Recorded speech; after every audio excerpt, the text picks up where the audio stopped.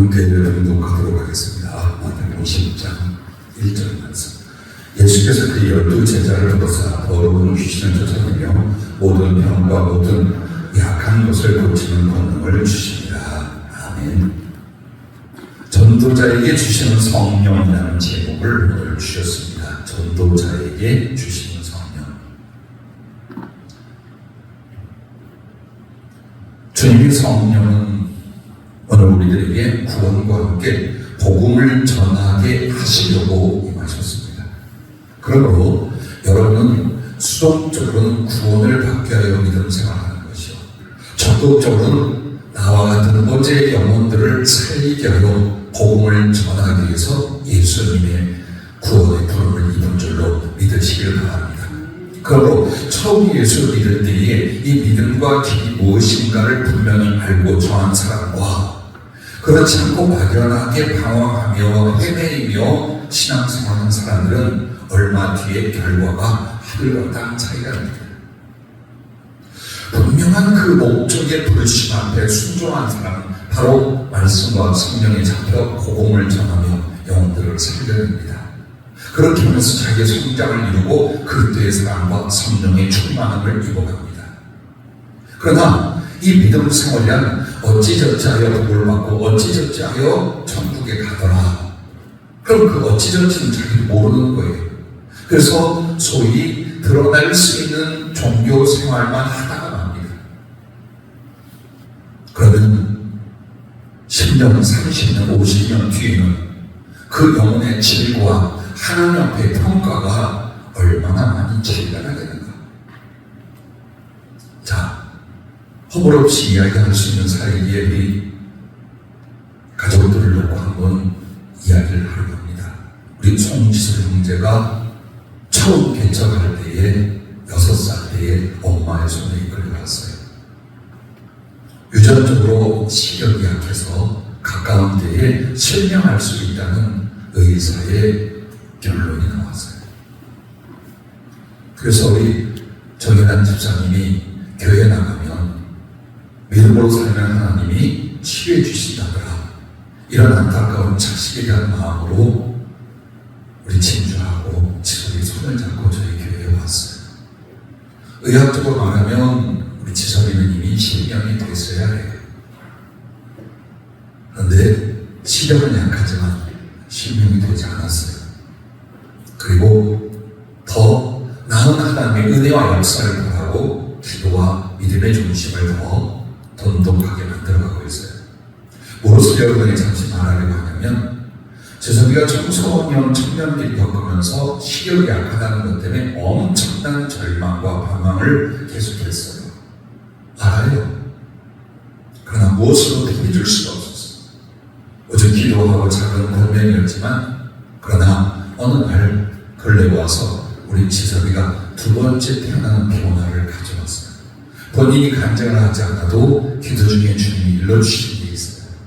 오직 시력을 인하여 기도하고 시력을 인하여 하나님께 매달리다, 또 그게 마음대로 되자면 절망하고 낙심하다, 이런 세월을 보냈어요. 그런데 어느 날부터 가슴 속에 나의 돈보다 더 소중한 것이 주님이며 그 은혜라는 것을 인식하기 시작했어요.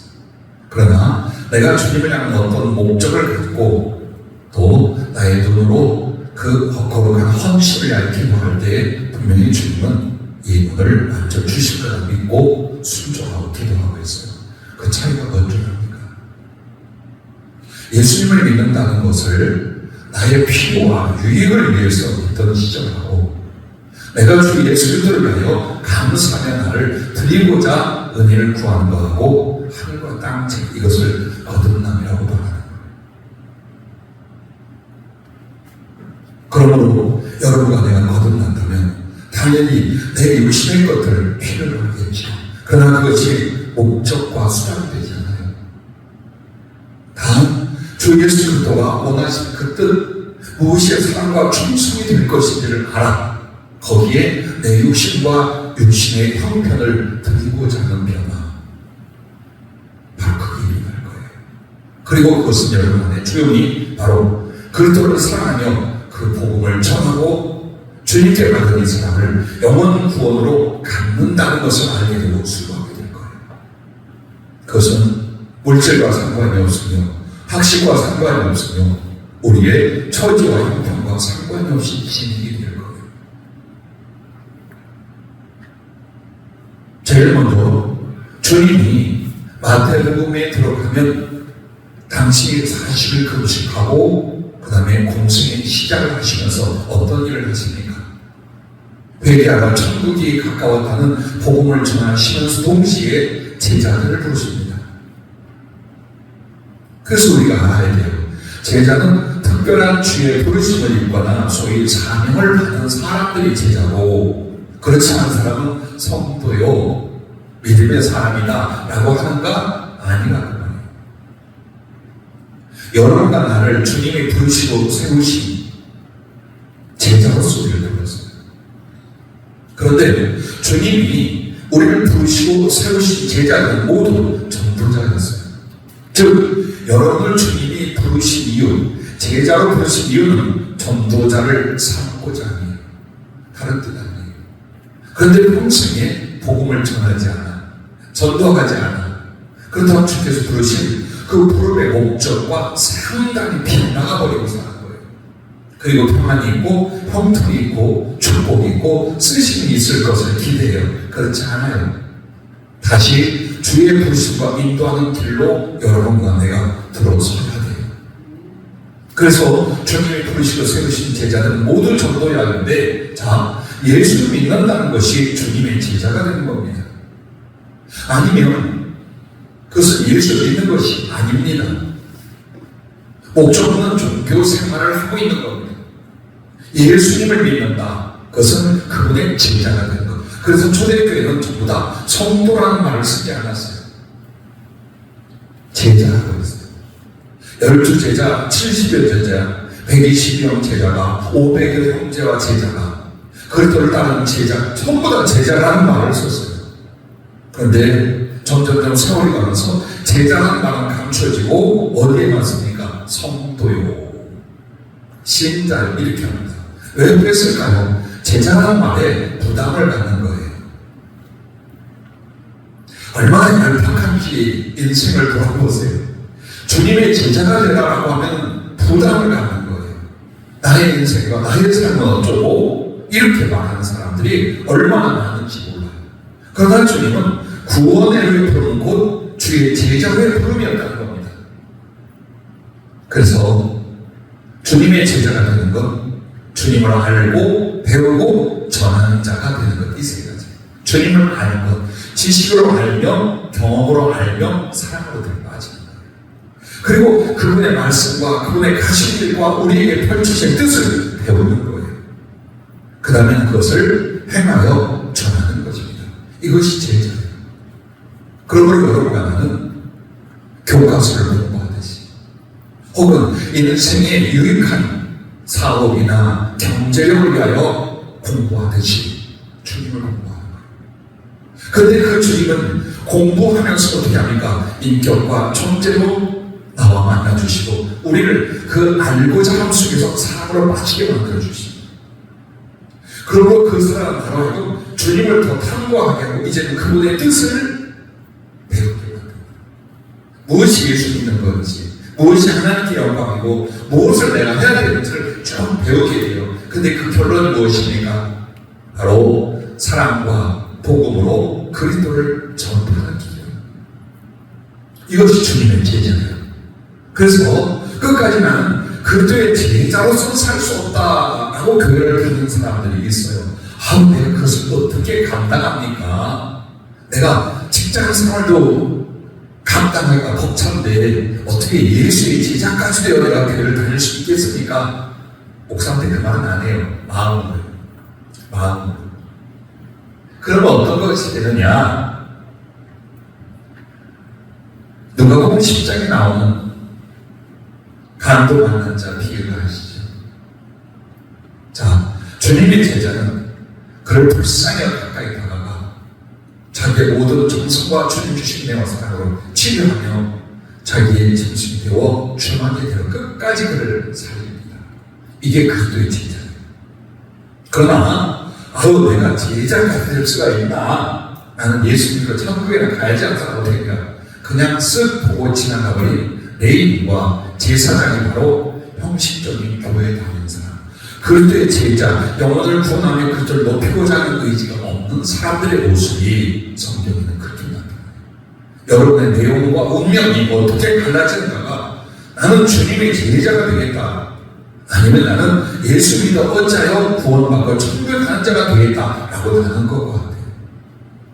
그러므로 제자는 이런 사람이라고 주님 불러주셨어요. 나의 제자가 되고자 하는 자는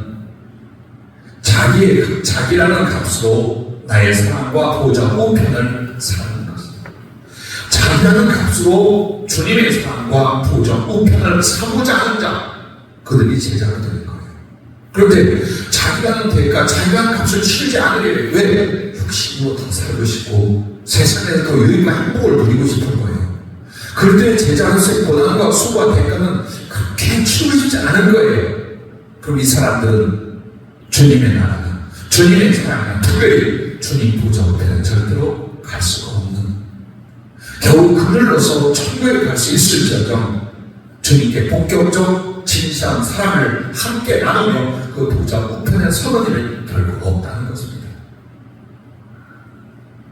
자기 죄를 위하여 재물을 가지고 성전에 오는 자들이 있어요. 그러나 그 성전에서 제사장과 대제사장으로서 하나님을 직접 아련하며 섬기는 사람들이 이스라엘에 있었어요. 제자는 제사장이 되고 대제사장이 되는 것과 같답니다. 영적 권위와 하나님의 쓰심 앞에. 그래서 여러분이 처음부터 안수를 하고 직분을 줘서가 아니, 여러분 어떤 중심을 갖는, 나는 그때의 제자였다, 그분을 철저히 알고 배우고 전하는 일에 나의 인생을 맡겨드리고자 한다, 이 결단이 일어나셔야 합니다. 그러므로 주님은 제자들을 마태복음 4장 18절부터 부를 때에 베드로와 안드레를 부르죠. 그들에게, 어부들에게 뭐라고 말합니까? 고기를 잡는 사람이 아니라 사람을 잡는 어부가 되어야 합니다. 고기를 잡아 생계를 이어가는 삶이 아니라 하나님이 그토록 소중히 여기시는 영혼을 구원하여 하나님께 드리는 하나님의 도구, 천국, 영혼, 구원의 일꾼으로, 도구로 너희를 쓰겠다, 그렇게 부르신 거예요. 여러분을 부를 때 이 말씀 들으셨나요? 이 성경을 가슴에 담고 신앙생활을 시작하셨나요? 맞습니다. 우리는 영혼을 구원하기 위하여 하나님의 부르심, 사람을 낚는 어부, 영혼을 구원하여 하나님께 드리는 천국의 구원자가 되는 줄로 믿으시길 바랍니다. 그러므로 주님의 마음은 이와 같아요. 마태복음 9장 35절 38절까지 보면 예수께서 모든 도시와 마을에 두루 다니사 그들의 그 땅에서 가르치시며 천국 복음을 전파하시며 모든 병과 모든 약한 것을 고치시니라. 우리를 보시고 불쌍히 여기시니 이는 그들이 목자 없는 양과 같이 고생하며 기증합니다. 이에 제자들에게 이르시되 추수할 것은 많되 일꾼이 적으니 그러므로 추수하는 주인에게 청하여 추수할 일꾼들을 보내 주소서 하라 하시니라. 이게 우리 주님의 소원이고 마음이에요. 세상에 널려있는 기승하고 주가 수없이 많은 영혼들이 있어요. 근데 그들이 익어가는 하나님 나라에 합당한 추수의 알곡으로 익어가고 있는데 이 추수의 알곡을 거두어낸 들을 추수할 일꾼이 없는 거예요. 그래서 주님이 제자를 부르신 거예요. 오늘 우리 교회도 주님이 여러분을 제자로 부르셨어요. 교회가 한 구덩이에 있다가 존재감 없이 자기의 삶으로 치우쳐 사라지는 이런 존재가 아니라 정말 우리 주님의 피와 생명과 영광과 존재를 다 바치신 그 구원한 영혼들이 나를 구원해 달라고, 자기들도 모르게 나를 살려달라고 외치고 있을 때 바로 여러분들을 복음의 일꾼, 영혼 구원의 일꾼으로 주님이 부르셨다는 겁니다. 오직 주님은 이 세상에서 하나밖에 마음이 없어요. 하나밖에 보지 못해요. 어떻게 저들을 살릴까? 어떻게 저들을 구원할까요? 우리는 5만 가지 생각을 다 하잖아요. 5만 가지 잡것을 다 꿈이라고, 은혜라고, 축복이라고, 하나님의 일이라고 생각하잖아요. 아니에요. 주님의 소원, 주님의 마음, 저희들을 살리고 우리도 그래야 돼요. 내 삶에 1000가지, 10,000가지의 죄의 이승이 아닌 영혼을 구원하는 것. 어떻게 해서 영혼을 살리는 그것만이 나의 삶이고 내 생명의 이유라고 결정을 하시는 거예요. 왜? 주님이 그렇게 불렀기 때문에. 그러므로 여러분, 나는 제3자의 레위인처럼 사람들이 죽어가고 지옥에 던져지는데 지나가는 자가 되려는가, 가까이 가서 구원하는 자가 되려는가 결단을 내리셔야 돼요. 누구나 그렇게 말하죠. 선한 사마리아 사람처럼 나도 영혼들을 구원할 것이요. 근데 그냥 지나갔잖아요. 몇십 년 동안 그냥 지나갔잖아요. 왜 그냥 지나갔어요? 나 먹고 살기도 힘들어. 내 몸뚱이도 감당을 못해. 삶이 피곤하고 힘들고 어려워. 그렇게 하면서 레위인처럼 제사장처럼 여러분, 그동안 얼마나 많은 사람을 만났어요. 우리는 얼마나 많은 사람들을 만났어요. 왜 만났을까요? 왜 하나님이 그 많은 사람들을 만나고 스쳐가게 했을까요? 구원하라고 했던 거예요. 복음을 전하라고 했던 거예요. 나의 이익이 되느냐, 나의 왼수가 되느냐, 이것 따지라고 한 것이 아니었어요. 근데 그 마음을 안 가져요. 여기는 우리 가족, 여기는 우리 친구, 여기는 직장인, 여기 내 사회에서의 관계 맺은 사람, 이걸 건너. 아무도 그 영혼을 복음을 전하고 그 예수를 통하여 구원할 생각들을 안 하더라고 말이에요.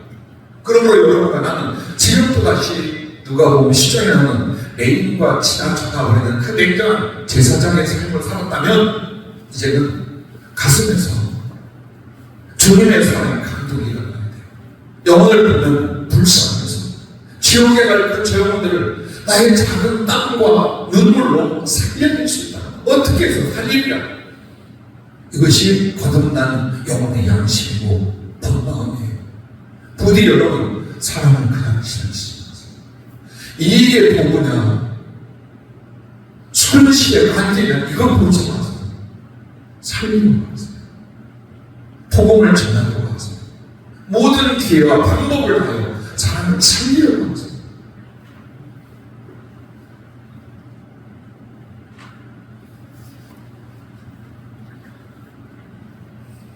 그러므로 누가복음 10장에 나오는 그 선한 사마리아인 강도망한 자를 치료하고 자기 짐승이 되어 주막에 가서 돌봅니다.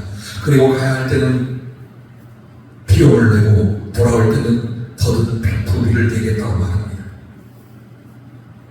누굽니까 이 사람이? 이 사람이 바로 그리스도인이랍니다. 이 사람이 바로 주님의 제자랍니다.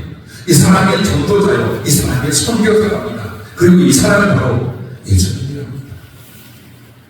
오늘 우리가 무엇을 해야 되는가를 이 사마리아 사람을 통해 다시 보여주는 거예요. 그래서 전도는 순종하여 행할 때 사랑과 지혜와 능력과 기회가 성령으로 부어집니다. 그러나 행치 아니하면 있던 믿음도 소망도 사랑도 소멸되어 갑니다. 왜 우리가 형식적인 조금 더 심하면 유선적인 기독교인으로 굳어져 갈까요? 복음을 전하잖아요. 누구에도 예수 그리스도의 사랑과 생명을 나누지 않아요. 그럼 우리는 무엇이 될까요? 가루가 굳어듯이, 먹을 고기가 썩어가듯이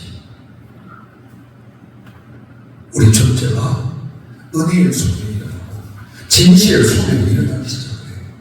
그래서 이렇게 굳어져 가는 거예요. 그래서 은혜를 모르고 사는 거예요. 불을 지피는 걸 주님 보여주셨어요. 불은 어때요? 계속 열매를 넣어줘야 돼요. 그게 바로 우리가 복음을 전하기 위한 모든 수고와 행위와 가슴이랍니다. 그러면 그 은혜의 불, 성령의 불, 주님 생명의 불 활활 타고 다른 데까지 넘쳐나는 거예요. 그런데 집어넣지 않아. 모닥불에 나무를 넣지 않아. 그러면 얼마 안 가서 불이 시들어지고 꺼져버립니다. 그 모닥불에 넣는 것이 바로 전도의 행위요, 전도를 위한 기도요, 전도를 위한 순종이요, 전도를 위한 사랑이요, 이런 것이랍니다. 그러므로 여러분이 세월이 갈수록 약한 자요, 무능한 자요, 불편한 자요, 쓸모없는 자가 되고자 한다면 절대로 복음을 전하지 마십시오.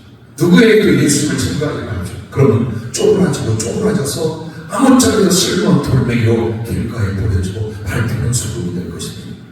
하지만 나의 경제력과 상관없이, 건강과 상관없이, 주어진 생명의 시간과 상관없이 주 예수를 높이고 주 예수를 전파하여 영혼들을 살리려면 거기 모든 게 가능합니다. 믿음의 모든 것들이, 은혜의 모든 것들이, 하나님의 쓰심과 축복의 모든 것들이 성경을 보고 거기서 나온다는 거예요. 그러므로 이 말씀을 두 번째로 드리고 싶습니다. 전도에 순종하고 충성하는 일이 주신 성령의 권능이라는 것입니다.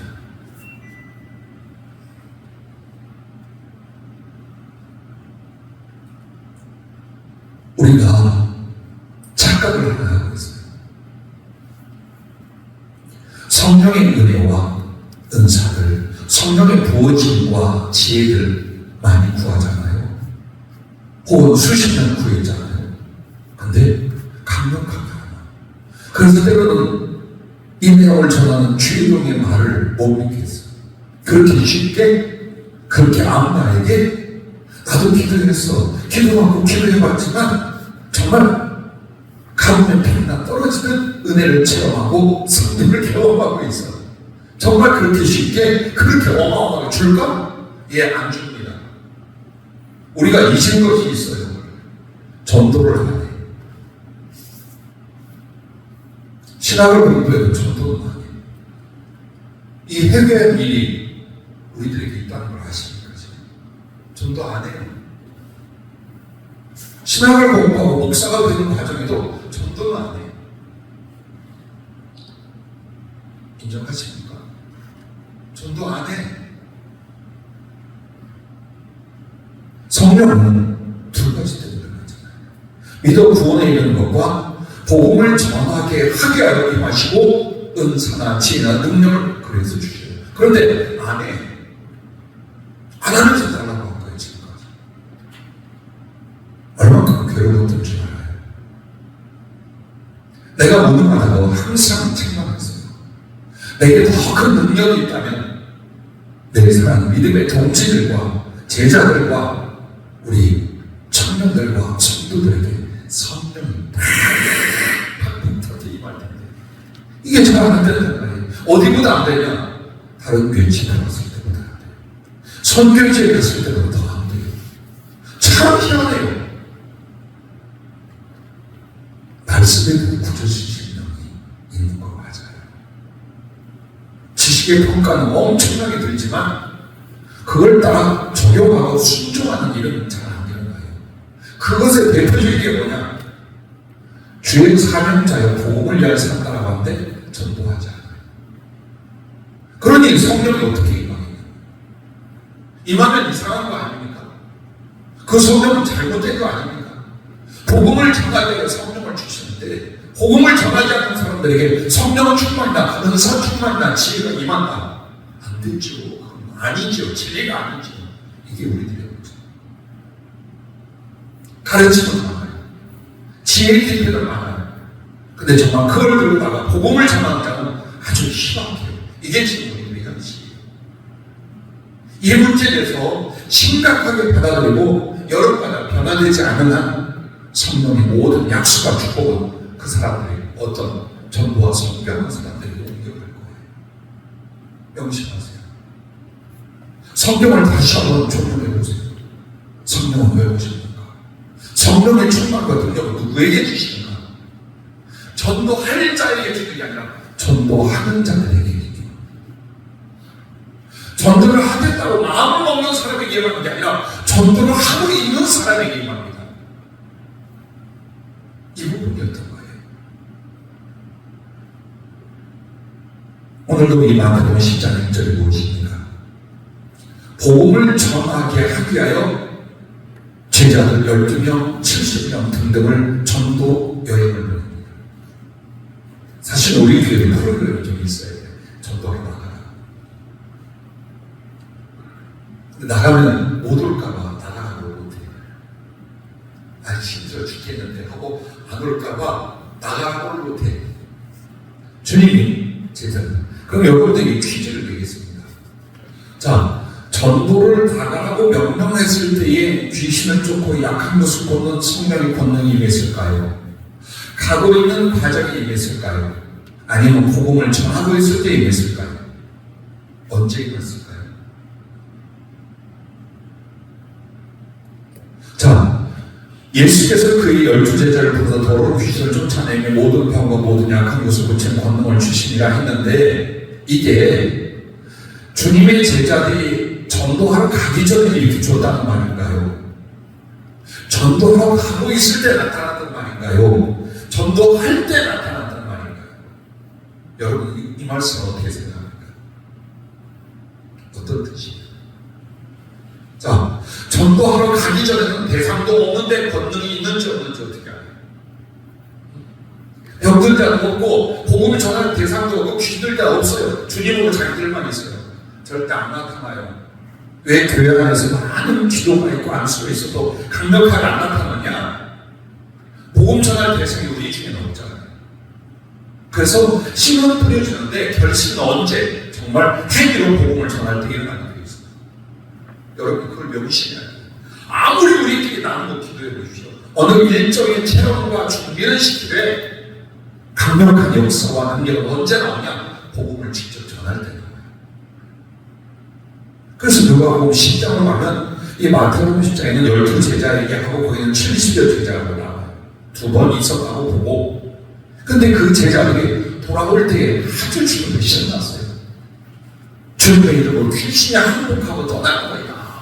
정말로 기사와 표적과 권능을 경험하였어요. 언제? 가라 했을 때 순종하다가 이 동네 저 동네 다녀 복음을 전했더니 정말 성령의 능력과 나타남이 강력하게 일어났다고 성경을 기록하고 있어요. 오순절 성령 강림은 열흘 동안 기도했더니 나타난 거 아니죠. 3년 동안 복음을 전하고 다녔어요. 주님의 제자는 주님과 함께 잘 못하던 복음을 전하며 복음을 전한 뒤에 3년을 헌신하고 주의 부하로 40일째나 50일째 성령 강림이 일어났다고. 오늘 우리들에게도 마찬가지입니다. 기도하고 계십니까? 그럼 왜 성령을 달라고 기도하십니까? 복음을 전하는, 그럼 미리 전하는 거예요. 예를 들어서 여러분이 물질로 구제와 사랑의 많은 일을 할 테니까 나 부자 되게 해주십시오. 괜찮아요, 그래도. 그런데 주님 이렇게 말합니다. 없을 때 해봐. 그래야 네가 진실해. 없으면 못한다. 그거는 많아도 못해. 돈이 생기면 돈은 쓸 곳이 더 많아요. 그리고 투자하여 더 많이 벌고자 해요. 절대로 구제나 남을 위한 선한데 팍팍 못 써요. 그럼 언제 쓰느냐? 없어도 하는 사람들이 많으면 더 잘해요. 복음 전파로 성령의 은혜도 마찬가지예요. 이만한 믿음이면 내가 복음을 전할 수 있어.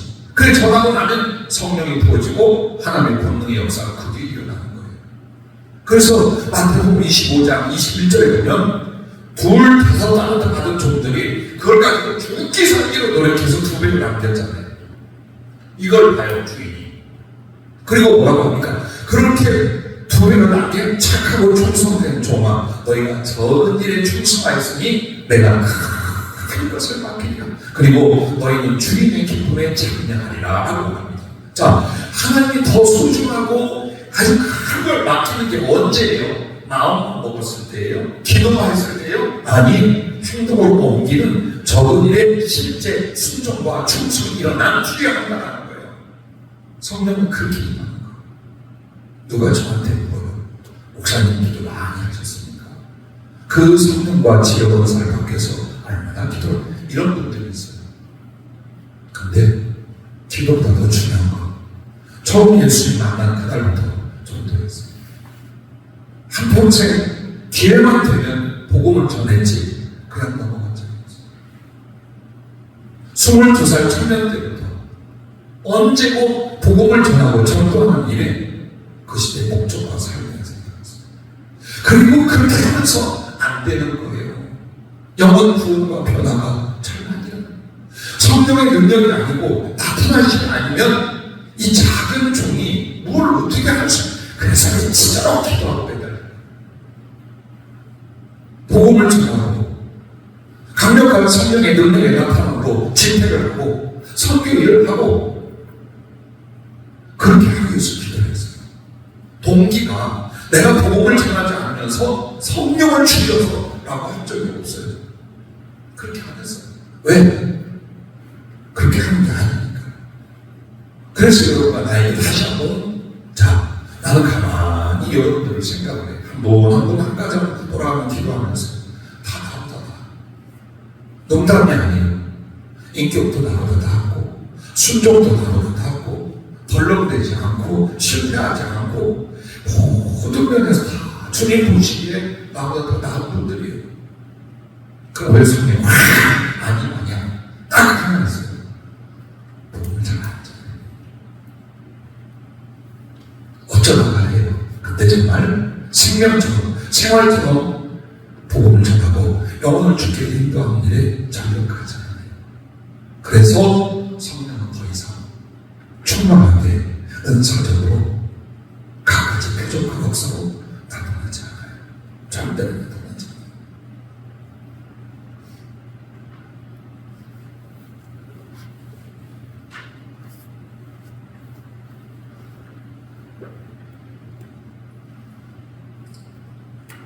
전도, 선교도 반드시 행동해야 합니다.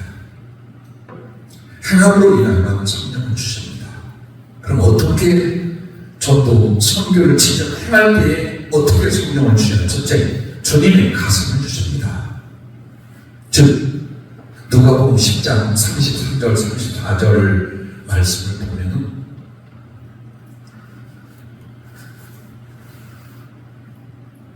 그를 보고 불쌍히 여겨 가까이 가서라고 해요. 즉, 한마디로 강도만한 피 흘리고 죽어간 사람을 보고 가까이 가. 그리고 마음이 쓰리고 아프고 불쌍해서 견딜 수가 없어. 지금 내 사업과 일정도 이 사람과 접촉함으로 일어날 여러 가지 어려움이나 부정적인 것, 이거 잘못하면 시체 치고 살인 날 수도 있어. 각가지 5만 가지 손실과 위험이 부담이 있는 일이요. 이 시체가 들어간 사람을 살려보겠다는 일. 그런데 그걸 왜 합니까? 이 마음이 앞서는 거예요. 이 가슴이 불쌍하고 뜨거워서 도저히 이 사람을 죽고 가도 내버려두고 지나갈 수가 없는 이게 그리스도의 마음이에요. 이게 예수님의 심장이라고요. 그냥 감정적으로 주님하고 나 사이 일이 아니에요. 주님 앞에 그 뜨거운 사랑을 받았으면 불이 타오르는데 주님이 좋은 것도 있지만 사람을 보면 예수님과 같은 감정과 마음이 일어나기 시작하는 거예요. 그게 성령이었어요. 그래서 주님이 성령의 은사보다 더 중요한 게 뭡니까? 성령의 맺혀주신 열매친 인격성, 그때가, 그때 분성, 그때 꿈, 이게 우리 안에 성령으로 일어나기 시작하는 거예요. 그래서 억지로 우리에게 총돈 주일을 9월달에 한번 하려고 합니다. 실제 의논하고 기도해서 진행합니다. 다른 데도 해볼 때에 좀 서서 내십시오. 누구를 어떻게 전도할 것을 참 고민을 많이 하십니다. 그리고 나서 잠잠해집니다. 2년이 지나가고 3년이 지나갑니다. 한편 코로나가 던졌어요. 이제 정말 전도할 수 없다. 그래서 마음이 평안해집니다. 우리끼리만 교회를 모아서 뭔가 다 해볼 수도 없는 것이다. 이러고 점점 굳어져 버렸습니다. 우리 교회와 전 세계의 교회들이. 하지만 주님은 얘기하셨고 이제 더 큰 교회를 우리들에게 주셨습니다. 그때 여러분과 내가 성령님의 무엇을 말할 것이다. 그때가 그의 사랑에 강구하시. 바울은 모든 고난과 역경을 감내하고 목숨까지 바쳤어요. 그 이유를 이렇게 하면 그때의 사랑의 그를 강권하신다. 그러면 우리가 우리를 위하여 살지 않고 주를 위하여 살지 주를 위하여 살게 됩니다. 자, 언제여 복음을 위하여 주를 위하여 살게 됩니까? 주님의 그 십자가에서 너무나 강하게 나를 감동하니 나는 나의 욕심과 물질과 세상을 위하여 도저히 살아갈 수가 없었다. 이게 성령 충만이에요. 성령 주신 마음이에요. 여러분, 눈 열리고 귀가 열리고 병을 고치고 귀신을 쫓아내기 이전에 주님의 가슴이 임하게 되고 그렇게 마음을 가지시다고 이때에다가 기도하세요. 어떻게 하세요? 복음을 전하면서.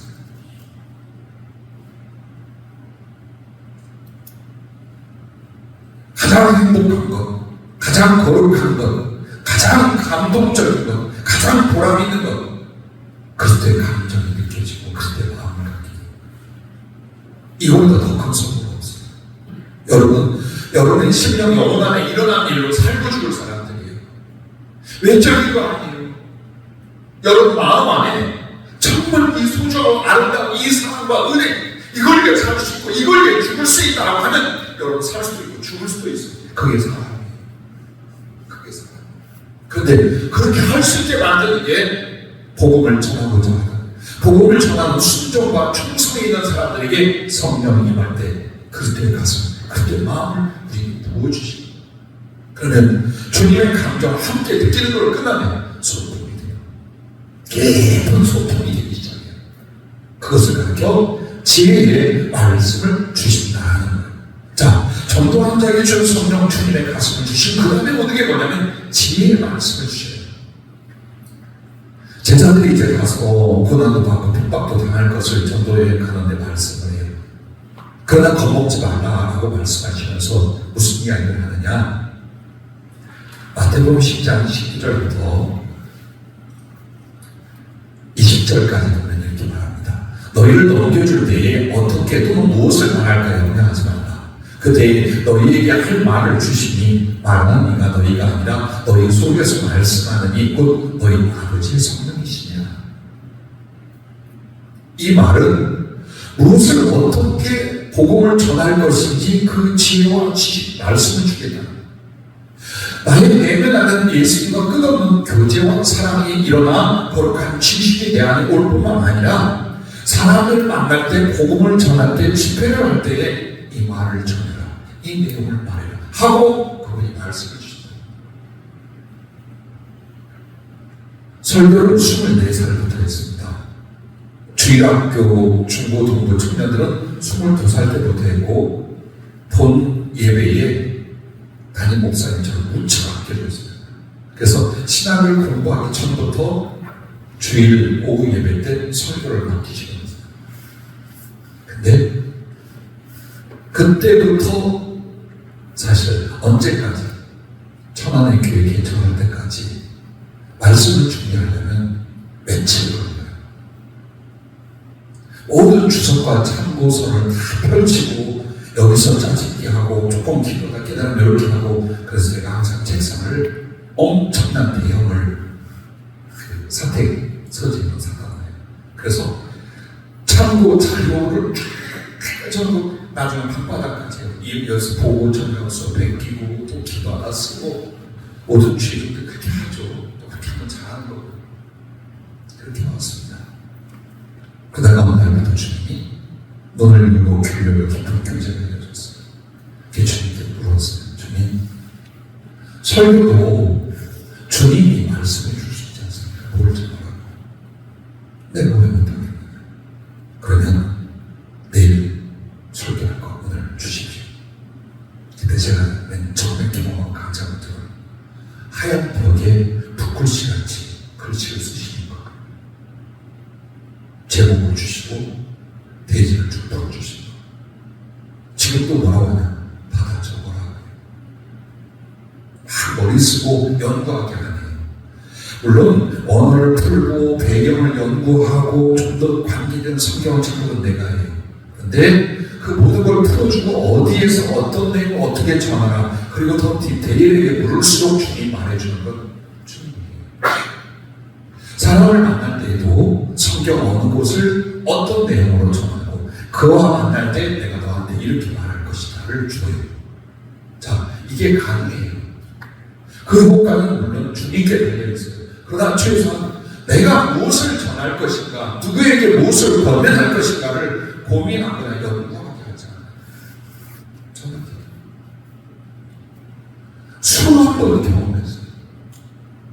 22살 때 첫 번째 경험이, 제가 자주 여러분에게 말했던 것, 말씀을 주내가 어떻게 주느냐, 내가 가르치고 이제 전도했던 중고등부 학생이 아버지가 술 먹고 내린다고 죽을 이야기 가끔 했잖아요. 그게 이제 첫 번째 성령이 말씀을 주신 경험이었어요. 그래서 영원히 잊지 않은 22살 겨울이었어요. 그 집 가 있는데 아이들 내게 질문하는 거예요.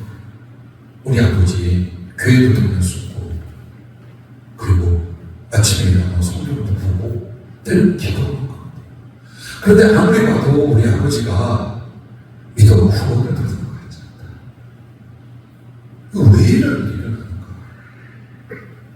분명히 말씀을 듣고 하나님한테 이렇게 신앙생활하면 구원받는다 했는데 이 집교회 막 나온 아이들이에요. 초인은 나도 이제 몇 개월 교회를 다녔어. 겨우 전도하는 아이들인데 아버지가 이런 일을 당하고 아이들은 정말 그게 답답하고 궁금하고 왜? 주님 어떻게 할까요? 이거 어떻게 할까요? 막 정말 속이 타들어가는 안타까워서 기도를 하고 눈을 뜨고 속으로 하기를 주님 뭐라고 해야 될까? 그때 히브리서 4장 2절을 봐라 그러죠. 그리고 그 내용은 이것이었어요. 그들과 같이 우리도 복음 전함을 받은 자이나 들은 바 그 말씀이 그들에게 유익하지 못한 것은 듣는 자가 믿음과 결부시키지 아니하니라. 그때는 결부시킴이라고 하고 믿음으로 화합하지 아니하니라 라고 써있었어요. 즉 복음을 들었어, 성경을 읽었어. 그런데 중요한 건 뭐냐? 믿음과 연합하지 않아요. 교회를 다니고 성경을 읽고 들을지라도 이것을 믿음의 삶으로, 믿음의 행위로 연결하지 않을 때는 이 복음이 그에게 아무 유익이 없다. 그렇게 해서 그 아이들에게 설명할 수 있고 그 유익에서 세워줄 수 있었어요. 그 뒤부터 주님이 정말 기도하거나 복음을 전할 때 무엇을 어떻게 전할 것인가에 대해서 희미하지만 굉장히 많이 기도합니다. 부디 주님이 말씀을 해주신다고 왜 할 것 같아요? 생각해봐요. 내가 호기심만 그 대답해 주려고 아브라함에게 여호와께서 천사들과 왜 나타났어요? 자기 전까지만 그 영혼을 살리고자 했기 때문에 그 마음을 알고 나타나서 지나가는 척하고 아브라함의 대접을 받은 거예요. 그리고 아브라함에게 비밀이 있게 되냐 하고 슬쩍 왜? 그 조카를 살리려는 아버지의 마음을 갖고 있는 거예요. 그 사람들에게 말씀하는 거예요. 오늘 여러분에게 복권 사거나 어디 가서 복권 사면 맞을 것이다. 이거 얘기하시던가요? 세상의 이익을 위하여 주님 말씀을 하시던가요? 아니요. 복음을 전하는 사람들에게 그 영혼에 대한 예언을 주시고 하나님의 계획을 주시고 복음의 진리에 깊이 있는 지혜를 주시고 무엇을 이렇게 말씀하여 그 영혼을 살리고 하나님을 전할 수 있게 하려고 말씀하기 시작한 거예요. 그래서 여러분이 성령의 지혜는 나의 이기적인 이익을 위해 주는 것이 아니에요. 하나님을 알고 사람에 전할 수 있도록 하는 거예요. 그래서 주신다는 거예요. 그러므로 주님의 제자들은 원고 없이 살고 있습니다. 사실 저도 초년 때 제일 많이 하는 전도 방법이 성경 한 권을 갖고 하는 거예요. 성경은 보여주고 그들에게 더 집중해요. 그리고 나는 믿었어요. 이 성경 자체의 말씀이 사람이 어떤 영향을 줄 것인가에 대해서 믿음을 가졌어요. 그래서 내가 전도하기 전에 언더라인을 많이 그렸어요. 이곳저곳 수십 군데 수백 군데만 그 버릇이 지금까지 있어요. 그리고 전도할 때 성경을 보세요. 믿음은 이와 같고 죄사함은 이렇게 납니다. 인생은 이와 같은데 예수께서는 이래서 오셨습니다. 그가 십자가를 통해 이렇게 돌려주신 것은 바로 이것 때문이고 그는 이렇게 부활하셨습니다. 근데 그 부활도 믿어 죄사함 받는 사람이 어떻게 영원히 사는가를 위하여 로마서 이렇게 말씀합니다. 그렇게 해서 성경을 한 곳씩 찾아서 조금만 친밀하면 같이 앉아서 합니다. 그리고 묻습니다. 조금만 긍정하면 이 예수를 영접하겠느냐. 그래서 함께 기도하고 그 뒤부터는 찾아가거나 교회로 인도하거나 얼마든지 할 수 있죠. 그리고 한 번만 난 지나가는 사람이고 내가 급히 이 사람이 예수를 전할 수 있는 성경을 꺼내들고 이 성경을 꺼내들고 전도를 효과적으로 한 게 수도 없이 어떨 때는 성경 읽고 있으면 기차 안에서나 혹은 공부하는 곳이나 사람 모인 곳에 사람이 와요. 신학생이냐 주일종으로 가는 사람이냐 그런 말 그러면서 자기의 지난날의 신앙의 추억이나 혹은 다시 신앙생활을 시작하려는 그 마음이나를 연결을 하게 돼요. 그래서 여러분과 나에게 정말 중요한 것은 하나님 말씀인데 그 말씀에는 열정을 가지고 전하려고 한다면 무수한 지혜와 지식을 얼마든지 성령의 교통을 여러분에게 주십니다. 자, 정도로 나왔어요. 참 이 사람이 넉넉하고 부유하여 아무것도 아쉬움이 없어요. 우리 미국 목사님들하고 또 경리 전사님 기타 몇 명하고 화요일날 그 영적 점검과 성경 공부를 정말 필요로 하고 궁금한 거 묻고 그것을 밤 12시 거기 아침도 그때 10시인가 하는데 그렇게 해요. 그래서 12시, 3시까지 하는데 거기서 이제 그 얘기하는 미국 사람들을 가까이 보면서 아무것도 부족함이 없더라. 경제적으로나 생활로나 아무것도 부족함이 없는데 어떻게 전도할까? 어떻게 신앙에 공면할까를 많이 망설였대요. 괜찮았어요. 목사님들 아무리 물질적으로 또 문화적으로 넉넉하다 해도 영혼은 다 똑같다. 슬픔과 고통이 똑같고 염려와 근심이 똑같고 번뇌와 갈등이 똑같다. 그리고 죽음 앞에 있고 죽음 뒤가 있다. 다 똑같다. 복음은 이것이잖아. 그 부분으로 들어가요.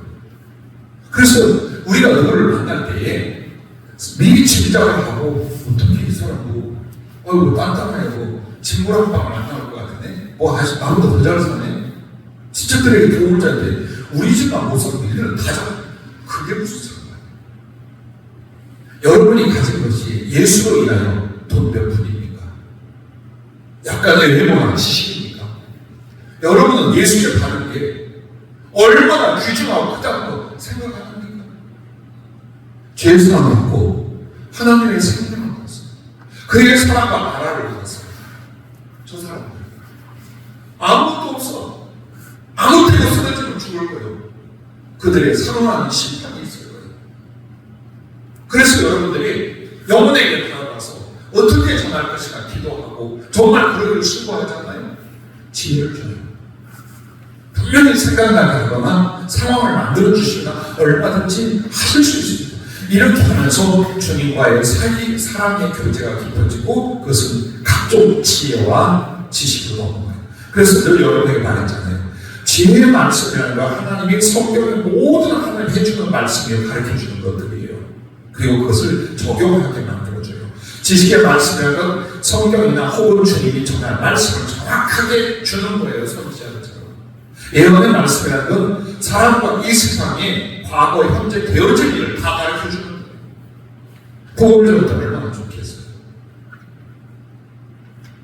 어느 식당에서 주인한 주머니가 썰리게 됐어요.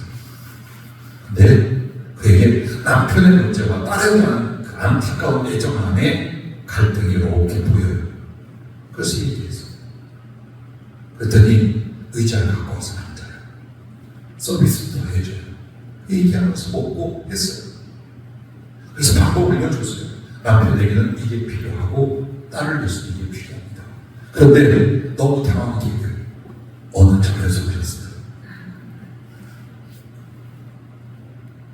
얼마든지 친분을 갖고 복음을 전할 수 있는 기회를 만들 수 있는 건 지혜예요. 즉 하나님이 그 사람을 봤을 때 무슨 말을 할 것인지 어떤 것을 전할 것인지를 터치해 주시거나 생각나게 하시거나 도와주십니다.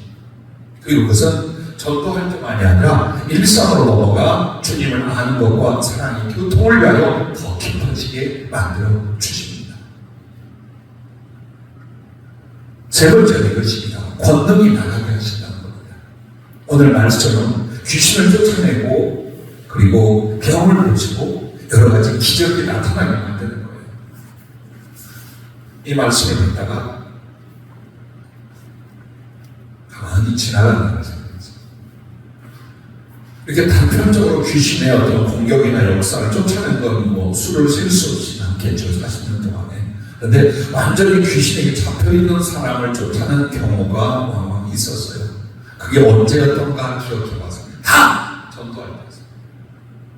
물론 그 전도는 참의 예수를 모르는 사람을 향하게 있지만 믿는데 잘못된 사람들, 낙심했거나 신앙으로 못 들어와서 교회 다니다가 어떻게 된 사람들. 그래서 그들을 똑같이 주께로 인도할 때에 완벽하게. 정말 그 귀신의 정체와 그 악한 작용에 대하여 완전히 뿌리를 뽑고 그들이 주님을 영접하거나 다시 한번 하나님께 돌아오는 일을 위하여 그 일들이 일어났습니다. 병을 고쳤습니다. 사명을 위해서 즉 복음 전도를 하고 병을 고쳐주거나 예수를 믿으라고 병을 고쳐주는 경우들이었어요. 난 지금도 우리 그 두 엄마 아빠 부모 원장이 그 집에 딸내미가 집을 갔습니다.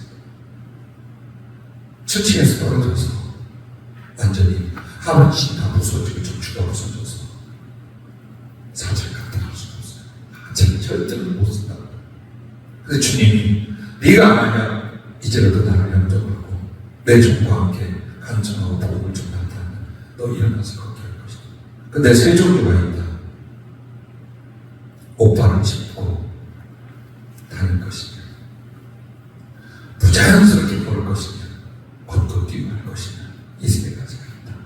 네가 앞으로 예수님과 복음을 위해서 헌신한다면 너는 이렇게 될 것이다. 그리고 그날 다리 하나가 움직였어요. 그 다음 주에 다리가 들어졌어요.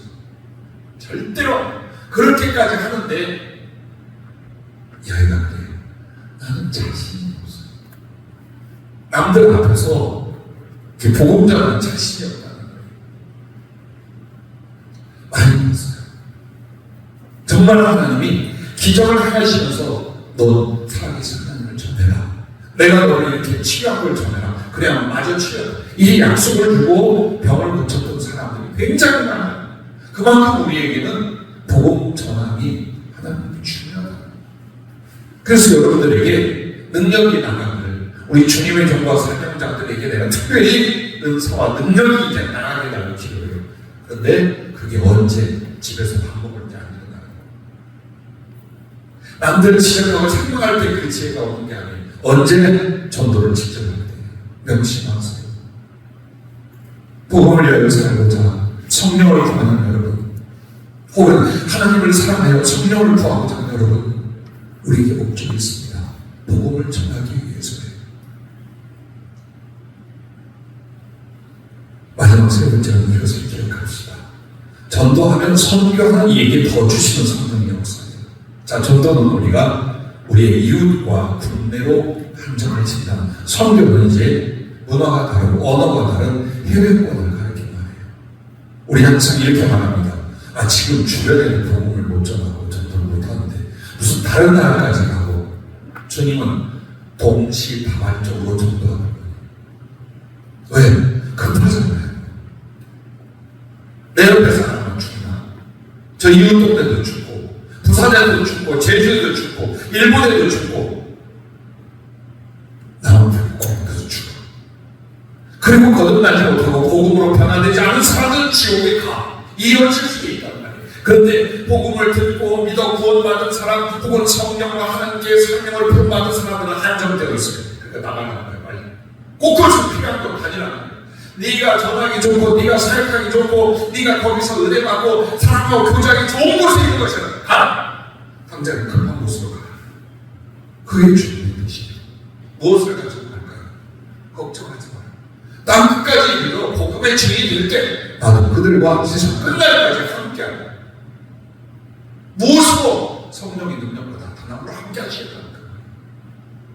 그래서 여러분, 내가 그냥 예배드리고 기도 생활할 때와 전도할 때 성령의 능력과 나타남이 다르다.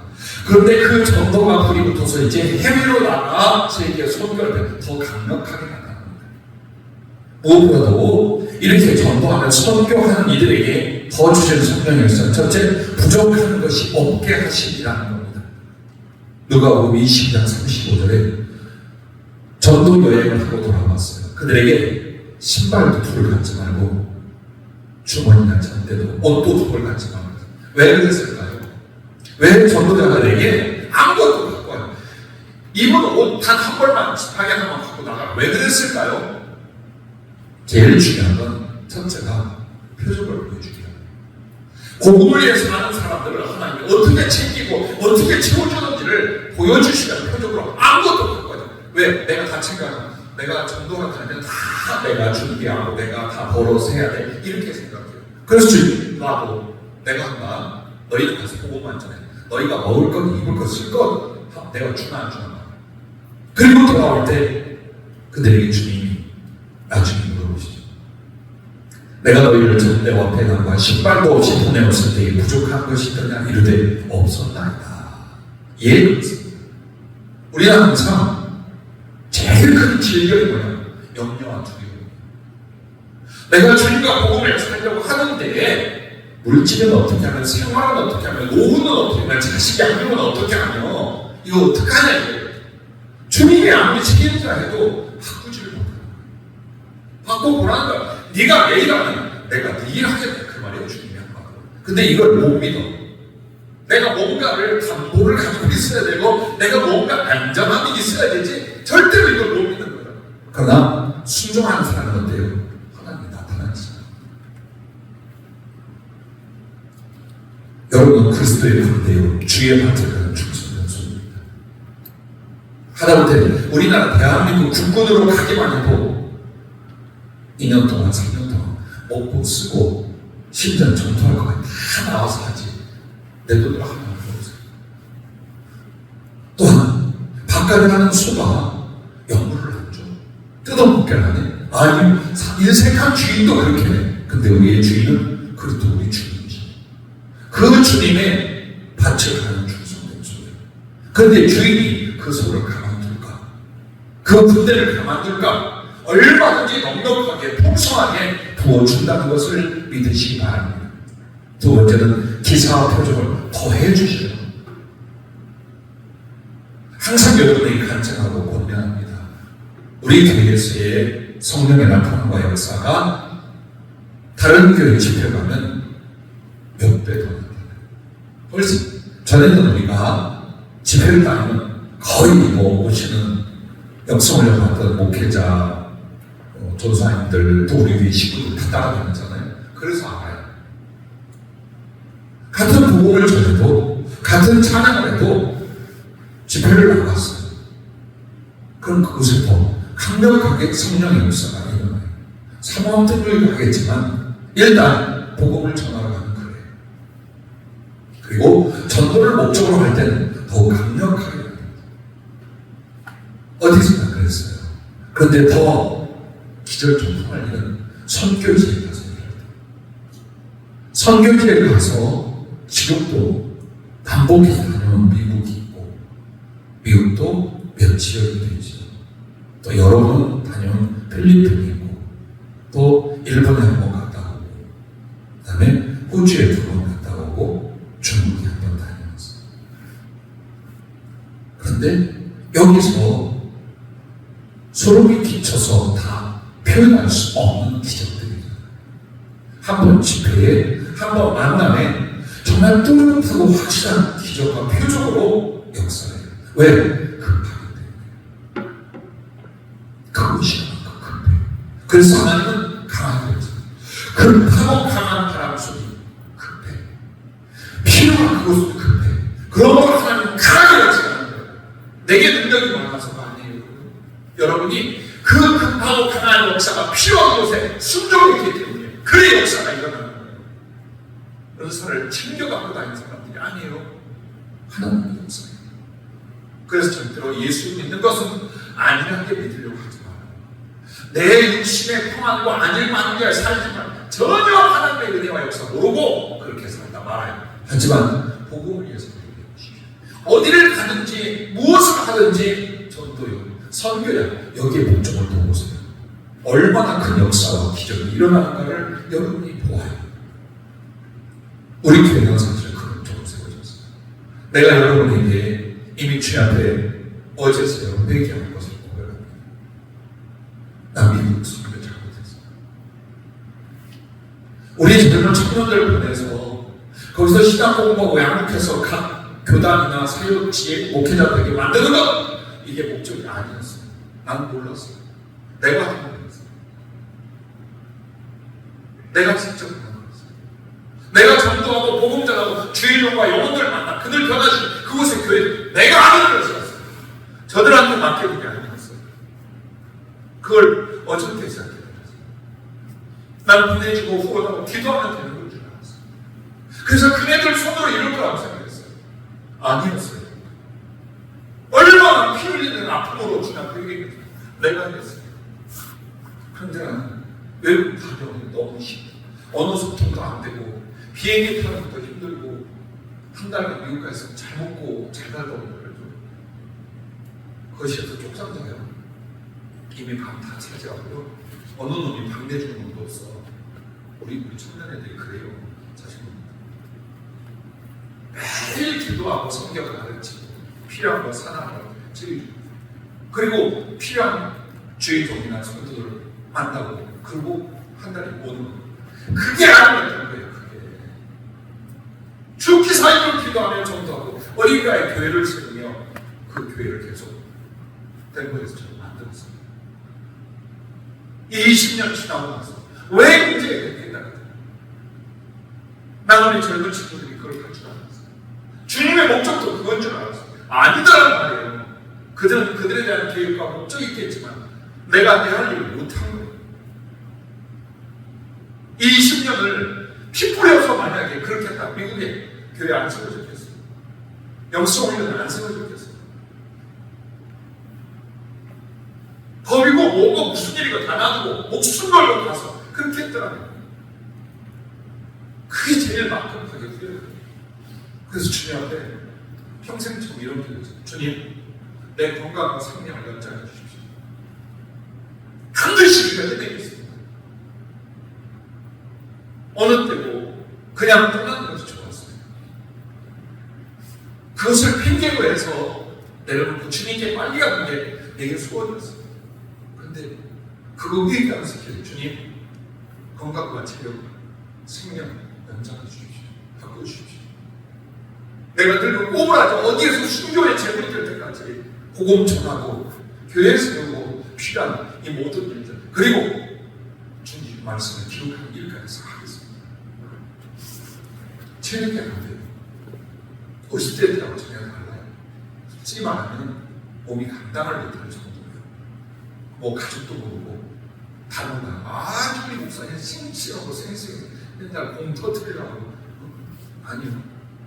운동도 안 하면 주저앉아 못 일어나요. 몸이 약해진 게 문제가 아니고 우리 교회가 빨리 성장 못하는 게 문제가 아니에요. 나는 내 책임을 다해야 됩니다. 이제 다시 한번 주님의 기회를 주어보시고 기도를 지키니까 나는 나 하나의 의리가 아니라 어쩌면 같은 배를 타고 왔어요. 같은 누명과 하나님의 부르심에 똑같은 길을 같이 왔어요. 다른 생각 같지 않아요. 우리 교회 식구들은 6살짜리가 이제 30이 넘었어. 다른 생각 하지 마요. 주님과 복음을 위해서 살아도 복음을 위해서 죽어도 선교를 이걸 각오하세요. 그게 주님의 유일한 소원이에요. 그분을 사랑할 수 있는 유일한 땡기예요. 그러고 여러분은 내게 주어진 것과 내가 할 수 있는 것 다하여 복음을 전하며 선교에 전력할 수 있기를 바랍니다. 그러므로 왜 점점 멀리 갈수록 강력한 역사와 하나님의 후원이 일어나느냐?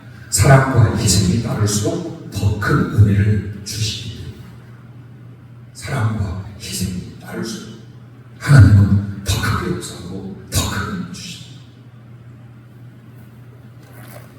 엊그제 주님 그런 말씀을 하잖아요. 우리나라에 강력한 성령의 통의 역사가 나올 때 무슨 일이 되냐? 주기적 역사, 피로서 선교사들이 회개하고 피를 흘린다.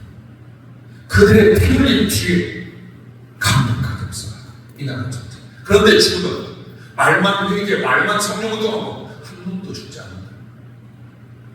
그 놈도 피 흘려 복음을 전하거나 죄들이려고 합니다. 그러므로 이 나라는 점점 하나님의 역사와 성령의 권능에 잡혀가지 못한다. 그건 우리 교회와 우리 교회도 마찬가지. 복음을 위해서 순종하지 않는데, 복음에 대한 순종과 충성이 없는데 하나님의 넉넉한 구원은 일어나겠는가? 그렇지 않다는 겁니다. 이 아름다운 말씀을 여러분에게 소개합니다. 고린도후서 10장 15절에 바울은 이렇게 말했어요. 내가 너의 영혼을 위하여 크게 기뻐함으로 재물을 사용하고 또 내 자신까지 내어 주리니 너희를 더욱 사랑할수록 나는 사랑을 더 느낍니다. 그렇죠. 다른 영혼을 구원하고 그들을 위로하고 살리게 하여 내가 내 재물과 내 목숨을 다 바쳐 사랑했어요. 그렇다면 내 주님께 나는 덜 사랑을 받게 됩니다. 이게 우리의 소원이에요. 내 모든 수고와 희생을 통해 그들의 사랑을 나누고 나면 그런 나를 주님은 얼마나 더 사랑하시겠느냐, 이 생각을 가져요. 주의를 하면서 손해 안 보려 하고 어려움 안 겪으려고 고생하는 이게 주의인가요? 복음을 전하면서 그래요. 마찰 안 읽어드리고 남자에게 말 안 듣고 싶고 이단 소리 안 듣고 싶고 나 불평하고 덮지 않고 싶고 무슨 영혼을 구원하겠어요? 단 한 명도 구원하지 못해요. 오늘 여러분의 인격과 신앙은 잘못돼서가 아니에요. 복음을 직접 전하는 행위가 너무 적기에 우리 영적 성장도 성령 충만함도 하나님의 능력과 후원도 같이 적어드려요. 그럼 오늘 우리의 희망은 무엇입니까? 전도하면 이제부터 희망과 충성에 적은 충성이 시작된다면 얼마든 성령과 그 은혜의 역사가 여러분과 우리 교회 그리고 주님의 비전 위에 넘쳐나게 될 줄로 믿습니다.